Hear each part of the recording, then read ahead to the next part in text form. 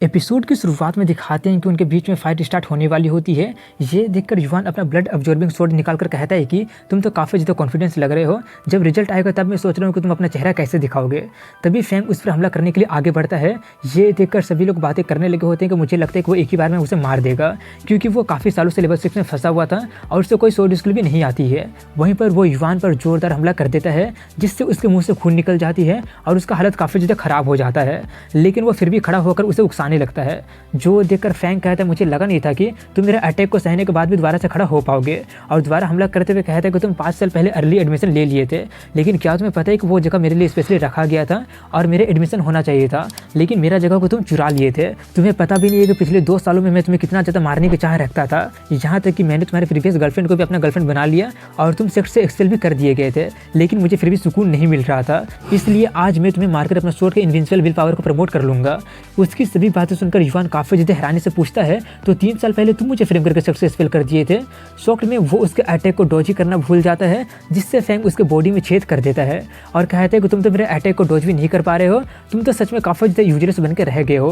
तभी युवान उसका स्वॉर्ड पकड़कर अचानक अपने स्वॉर्ड से उस पर हमला कर देता है, जिससे उसका आर्म में छोटा सा कट लग जाती है और उसमें से जो ब्लड निकलता है उसे उसका स्वॉर्ड अब्जॉर्ब कर लेता है। अपना कट देखकर फैंग थोड़ा सा चौंक गया होता है और जल्दी से उससे दूर होते हुए कहता है क्या तुम पागल हो गए हो। वो उससे दूर आकर सोचता है कि आखिर वो क्या था, ऐसा लगा जैसे कि मेरा ब्लड को किसी ने अब्जॉर्ब कर लिया हो।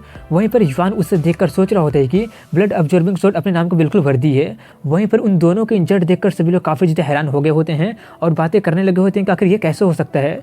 वहीं पर अपने बारे में बातें सुनकर फैंग काफ़ी ज़्यादा गुस्सा हो जाता है और गुस्से में कहता है कि तुम मुझे चोट पहुंचाकर तुमने मुझे थोड़ा सा चौंका दिया है, लेकिन मेरे माइटी स्ट्रेंथ के सामने ये एक्सीडेंट तुम्हें थोड़ी देर के लिए और जीने का मौका दे सकती है, इसलिए अब मैं तुम्हें खत्म करने वाला हूँ। ये बोलकर वो अपना सियान क्लाउड स्वॉर्ड का सबसे पावरफुल स्वॉर्ड स्किल यूज करने वाला होता है, जो देखकर सभी लोग बातें करने लगे होते हैं कि उसने फैंग को इरिटेट करके बहुत ही बड़ी गलती कर दिया है, अब वो नहीं बचेगा। वो सब देखकर फर्स्ट एल्डर भी काफ़ी ज़्यादा खुश होते हुए कहता है कि फैंग साइयन क्लाउड को सच में काफ़ी हाई लेवल तक कल्टिवेट कर लिया है, मुझे लगता है कि उसका इनर स्कूल में एडमिट होने का एक चांस मिल गया है। तभी सिस्टम युवान को नोटिफाई करते हैं कि उसका स्वॉर्ड का hidden skill absorbing energy start हो गया है। ये सुनकर वो काफ़ी ज़्यादा खुश हो जाता है और उस पर हमला करते हुए कहता है कि आज मैं अपना सभी अपमान का बदला ले लूँगा। ये बोलकर वो अपने स्किल का यूज कर देता है, जिससे फैंग का सभी एसेंशियल एनर्जी लीक होने लगा होता है और इससे पहले कि उसे कुछ समझ में आता तब तक उसका एक हाथ उसका बॉडी से अलग हो चुका होता है। ये सब देखकर सभी लोग काफ़ी ज़्यादा हैरान हो जाते हैं, सिर्फ और सिर्फ एल्डर बाई को छोड़कर। वहीं पर ये देखकर जल्दी से फर्स्ट एल्डर उसके पास चला जाता है और फैंग उससे कहने लगा होता है कि युवान ने विल मेथड का यूज करके मेरा हाथ को काट दिया है, प्लीज़ मेरा बदला ले लीजिए। ये सब सुनकर एल्डर बाई कहती है, अरे इडियट कहीं के, जब तुम्हें सच्चाई दिखाई नहीं दे रही है तो तुम ये कहने लगे हो कि उसने विल मेथड का यूज कर दिया है, तुम्हारे एसेंशियल एनर्जी खत्म होने लगा था और चू युवान अभी एक स्वॉर्ड स्किल का यूज किया था और सिर्फ एक स्वॉर्ड स्किल ही वैसे इफेक्ट को जनरेट कर सकता है। अब जबकि वो स्वॉर्ड स्किल का यूज कर सकता है तो ये प्रूफ हो गया है कि उसका कोर एक्टिवेट हो गया है। इतना बोलकर वो फर्स्ट एल्डर से कहती है क्या तुम्हें कुछ और कहना है। ये सुनकर उसका मुंह ही बंद हो गया होता है और वो कहता है कि मैं थोड़ा सा ये जानने के लिए क्यूरियस हो रहा हूँ कि आखिर उसने कौन सा स्वॉर्ड स्किल का यूज किया है। उसने सच में अपना कोर को एक्टिवेट कर लिया है, ये बात मैं मानता हूँ, लेकिन फिर भी स्वॉर्ड टेस्टर स्टोन काफ़ी ज़्यादा महत्वपूर्ण चीज़ था जिससे कि उसने डिस्ट्रॉय कर दिया है, इसलिए उसे मौत की सज़ा ना मिले लेकिन फिर भी उसे सज़ा तो मिलेगी ही मिलेगी और सज़ा के तौर पर वो लेबरल डिपार्टमेंट में सर्व करेगा। ये बोलकर वो सोचते हैं कि उसका स्वॉर्ड स्किल अनयूजुअल है और एसेंशियल एनर्जी को अब्जॉर्ब कर सकता है। हमारा सेक्ट ऐसा स्किल कभी देखा ही नहीं है। फैंग का हाथ कट गया है। ये इंसिडेंट जल्दी ही इनर स्कूल के एल्डर को यानी कि इसके अंकल को रिपोर्ट करना पड़ेगा। वहीं पर युवान खड़ा ही होता है कि तभी सिस्टम उसे एक नया टास्क दे देता है और वो ये होता है कि 3 महीने के अंदर में उसे इनर स्कूल में एंटर करना है, जिसका रिवॉर्ड होता है 5 एलिमेंट वाला स्वॉर्ड। ये सुनकर युवान काफ़ी ज़्यादा चौंक जाता है और सोचता है कि इतने कम टाइम में मैं इनर स्कूल में कैसे पहुँचूंगा। इसके बाद अगले दिन का सीन दिखाया जाता है जहाँ पर युवान लाइब्रेरी रूम में बैठकर प्रैक्टिस कर रहा होता है और बताया जाता है कि युवान जान लैंड में स्वॉर्ड स्किल 3 लेवल का होता है, ऑर्डिनरी, मॉडरेट और डोमिनेंट लेवल का, और सभी लेवल 3 स्टेज का होता है जो कि जूनियर, मिडिल और सीनियर स्टेज का। और जो स्वॉर्ड स्किल सैन क्लाउड फैंग यूज कर रहा था वो ऑर्डिनरी लेवल का सीनियर स्टेज का था और युवान ये सोच ही रहा होता है कि आखिर उसका ब्लड अब्जॉर्बिंग स्वॉर्ड किस लेवल का होगा कि तभी वहाँ पर एल्डर बाई आ जाती है और उससे पूछते कि तुम कैसा फील कर रहे हो। वो बताते हैं कि मैं काफ़ी ज़्यादा एनर्जेटिक फील कर रहा हूँ और मेरा सभी इंजरी भी हील हो गया है। इतना बोलकर वो उससे कल उसका बचाव करने के लिए थैंक्स कहता है। ये सुनकर वो कहते वो सब भूल जाओ, अब जबकि तुम सेक्टर में वापस आ गए हो तो तुम्हें नहीं लगता कि तुम्हें मुझे बुलाने का स्टाइल को चेंज कर देना चाहिए। ये सुनकर वो ऑकवर्डली हंसते हुए कहता है कि अब जबकि मैं एक लेबर हूँ तो मुझे डर है कि मैं आपका रेपुटेशन को हट कर दूंगा। ये सुनकर वो अपने स्टाइल में कहते हैं क्या रेपुटेशन रेपुटेशन, क्या मैं कभी भी अपने रेपुटेशन के बारे में चिंता की हूँ? यहाँ तक कि सेक्टर का हेड भी मुझे कई बार एक्सपेल करने की कोशिश कर चुका है, लेकिन वो मेरे पीछे वाले ताकत से काफ़ी ज़्यादा डरता है। खैर उससे छोड़ो और ये बताओ कि कल क्या हो रहा था, तुमने उसे तोड़ कैसे दिया था? युवान सोचते हुए कहता मुझे नहीं पता क्या हो गया था, लेकिन उस वक्त ऐसा लगा था जैसे कि मैं बहुत ही ज़्यादा मात्रा में सोर्ड की एनर्जी को ऑब्जर्व कर रहा था और रातों रात मेरा सभी इंजरी भी हील हो गया है। मुझे ऐसा लग रहा है जैसे कि ये सभी इस फोंटल सोर्ड ऑरा के कारण ही हो रहा है। ये सुनकर वो उसे उसका सोर्ड ऑरा को रिलीज करने के लिए बोलकर कहती है कि मैं चेक करके देखती हूँ कि तुम्हारा ऑरा थोड़ा सा अजीब है कि नहीं है।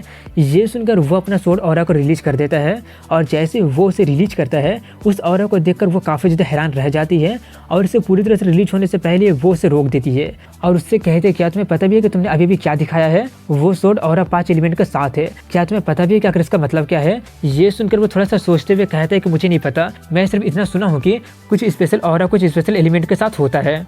तभी वो उसे बताना शुरू करते हैं कि फोंटल सोर्ड ऑरा फोंटल सोर्ड कोर के साथ ही जन्म लेता है और ये 2 तरह का होता है, एक ऑर्डिनरी और दूसरे स्पेशल टाइप का। स्पेशल टाइप में 5 एलिमेंट में से कोई एक हो सकता है और वो 5 element metal, would, fire, water और अर्थ का होता है। ऑर्डिनरी सोर्ड्समैन के पास ऑर्डिनरी सोर्ड ऑरा बिना किसी एलिमेंट के साथ होता है और कुछ लकी डॉग या फिर गिफ्टेड बंदे के पास स्पेशल ऑरा सिर्फ एक एलिमेंट के साथ वो लोग जन्म लेते हैं। और जो लोग अपने एंसेस्टर से ब्लेस्ड होते हैं वो लोग 2 एलिमेंट या फिर 5 एलिमेंट के साथ जन्म ले सकते हैं और वही बंदे जीनियस बनते हैं जिसके लिए सिर्फ फाइट करते हैं। और वो जीनियस जिसके पास 5 एलिमेंट होता है वो काफ़ी ज़्यादा यूनिक और रेयर होते हैं और वही लोग ग्रेटेस्ट जीनियस बनते हैं आगे चलकर। ये सब सुनकर वो सोचता है तो उसे तोड़ने पर मुझे इतना बड़ा फ़ायदा मिला है। उस स्टोन के बारे में ऐसा कहा जाता है कि वो एक मेटेरियल से बनाया गया है, शायद मुझे उसके बारे में और ज़्यादा स्टडी करना पड़ेगा। युवान को बिल्कुल भी हैरान ना देखकर वो उसे अपने पास लाते हुए कहते कि तुम बिल्कुल भी शांत लग रहे हो, तुम तो ग्रेटेस्ट जीनियस हो, तुम्हें थोड़ा सा खुश तो होना चाहिए ना। युवान कहता है हाँ मैं जीनियस हूँ, तभी तो 5 साल पहले मेरा अर्ली एडमिशन हो गया था। वो कहती है यही तो डिफरेंट है, हमें पता था कि तुम टैलेंटेड हो लेकिन हम लोग सिर्फ ये उम्मीद कर रहे थे कि तुम्हारे पास कोई ना कोई एक एलिमेंट जरूर होगा, लेकिन किसी ने भी ये नहीं सोचा था कि तुम्हारे पास 5 एलिमेंट होंगे। तभी युवान उससे पूछता है कि ये तो एक काफ़ी अच्छा न्यूज़ है ना, लेकिन आप मुझे जल्दबाजी में उसे रोक क्यों दिए थे? वो उसे मारते हुए कहते कि तुम बहुत ही बड़ा फूल हो, तुम्हारा टैलेंट काफ़ी ज़्यादा अमेजिंग है और सेक्ट का काफ़ी सारे एनिमी है और तुम अभी भी एक डिसाइपल नहीं बने हो, लेकिन फिर भी काफ़ी सारे सोर्स में तुमसे जलेंगे, इसलिए किसी को भी इसके बारे में पता मत चलने देना, ये तुम्हारी सेफ्टी के लिए है। तभी युवान उससे कहा था मैं इंडियन स्कूल में एंटर करना चाहता हूँ। ये सुनकर उसका मुँह ही बंद हो जाता है और वो कहते तुम खुद को कुछ ज़्यादा समझने लगे हो, मैं अभी तक आउटर स्कूल का एल्डर हूँ, यहाँ तक कि मैं भी इंडियन स्कूल में एंटर नहीं कर पाई हूँ, तो तुम्हें क्यों लगता है कि इसमें तुम्हारा हेल्प कर सकती हूँ? युवान सिचुएशन को संभालते हुए कहता है कि मेरा मतलब है कि ऐसा कोई रास्ता है जिससे मैं जल्दी से जल्दी इंडियन स्कूल में एंटर कर पाऊँ। मैंने सुना है कि वो एंट्रेंस एग्जाम जो कि हर 3 साल में होता है 2 महीने में होने वाला है और एक लेबर होने के कारण मैं उसमें पार्टिसिपेट करने के लिए क्वालिफाई भी नहीं हूँ। अगर मैं उस एग्जाम में पार्टिसिपेट नहीं कर पाया तो मुझे 3 साल और इंतजार करना पड़ेगा। ये बोलकर वो सोचते हैं कि सिस्टम मुझे सिर्फ 3 महीने का ही टाइम दिया है, मुझे इंडियन स्कूल का डिसाइपल बनना ही पड़ेगा, मेरे पास बस एक ही चांस है, अगर मैं इसमें फेल हो जाता तो मुझे 3 साल और देना पड़ेगा। उसकी बातें सुनकर एल्डर भाई उससे कहते मुझे एक मेथड के बारे में पता है, तुम उसे ट्राई करके देख सकते हो, लेकिन अगर तुम इस मेथड का यूज करना चाहते हो तो तुम्हें बॉडी रिफाइनिंग के लेवल 8 में पहुंचना पड़ेगा और अभी तक तो तुम सिर्फ लेवल 6 में ही हो और तुम्हें 12 दिन के अंदर में लेवल 8 में पहुंचना पड़ेगा।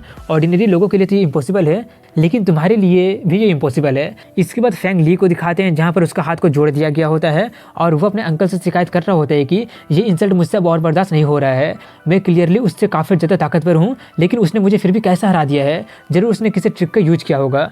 उसकी सभी शिकायत सुनकर उसके अंकल युवान सी जो कि इंडियन स्कूल के एल्डर होता है उसे झापड़ा लगा देते हैं और कहते हैं अरे इडियट कहीं के, तुमने पहले अपने आर्म को खो दिया है लेकिन फिर भी मेरे सामने भौंकने का तुम्हारी हिम्मत कैसे हो रहा है? मुझे तुम्हारा ये आर्म को ठीक करना ही नहीं चाहिए था, तब तुम्हें पता चलता कि तुम कितना बड़ा सेम अपने फैमिली पर लेकर आ गए हो। तभी फर्स्ट एल्डर सिचुएशन को संभालते हुए कहते हैं कि इसमें फैंग का कोई भी गलती नहीं है, युवान ने एक अजीब तरह का सोल्ड स्किल का यूज किया था जो कि हमारे सेक्ट में सिखाया जाता ही नहीं है। उसकी बातों सुनकर युवान से कहते हैं कि सोल्ड कल्टिवेशन काफ़ी ज़्यादा फेमस है और यहाँ पर काफ़ी सारे सोल्ड स्किल है और इससे कोई फर्क नहीं पड़ता कि उसने वो स्किल कहाँ से सीखा है। मैटर ये करता है कि वो उस स्किल को अपना कोर को एक्टिवेट करने के बाद सीख लिया है, तो सोचे कि उसका टैलेंट कितना ज़्यादा अमेजिंग होगा। ये सुनकर फर्स्ट एल्डर काफ़ी ज़्यादा शॉक्ड हो जाता है और इसी के साथ यहीं पर इस एपिसोड की एंडिंग हो जाती है।